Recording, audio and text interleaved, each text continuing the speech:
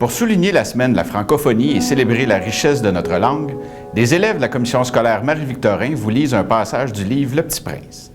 Depuis sa publication en 1943, cette œuvre littéraire a su traverser les époques et conquérir le monde entier par les valeurs de paix et de tolérance qu'elle véhicule. Voici donc les premières phrases du Petit Prince.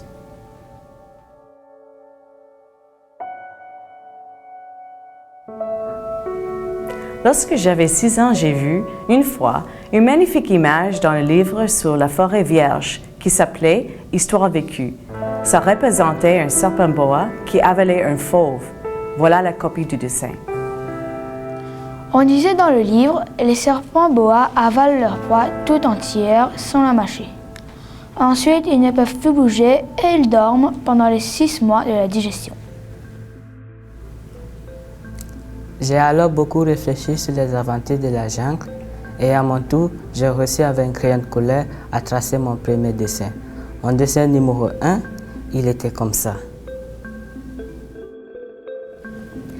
J'ai montré mon chef-d'œuvre aux grandes personnes et je leur ai demandé si mon dessin leur faisait peur. Elles m'ont répondu « Pourquoi un chapeau ferait-il peur? » Mon dessin ne représentait pas un chapeau.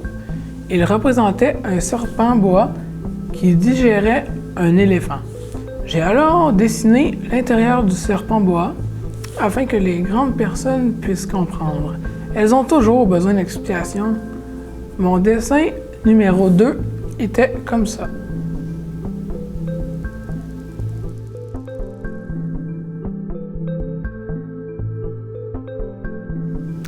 Les grandes personnes m'ont conseillé de laisser de côté les dessins de serpents boa ouverts ou fermés et de m'intéresser plutôt à la géographie, à l'histoire, au calcul et à la grammaire. C'est ainsi que j'ai abandonné, à l'âge de 6 ans, une magnifique carrière de peinture. J'avais été découragée par l'insuccès de mon dessin numéro 1 et de mon dessin numéro 2. Les grandes personnes ne comprennent jamais rien toutes seules et c'est fatigant pour les enfants de toujours leur donner des explications. J'ai donc dû choisir un autre métier et j'ai appris à piloter des avions. J'ai volé un peu partout dans le monde et la géographie, c'est exact, m'a beaucoup servi. Je savais reconnaître du premier coup d'œil la Chine de l'Arizona. C'est utile si l'on est égaré pendant la nuit.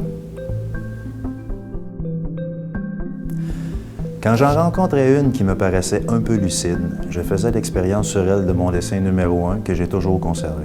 Je voulais savoir si elle était vraiment compréhensive.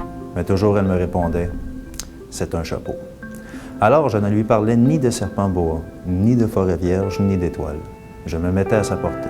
Je lui parlais de bridge, de golf, de politique et de cravate. Et la grande personne était bien contente de connaître un homme aussi raisonnable.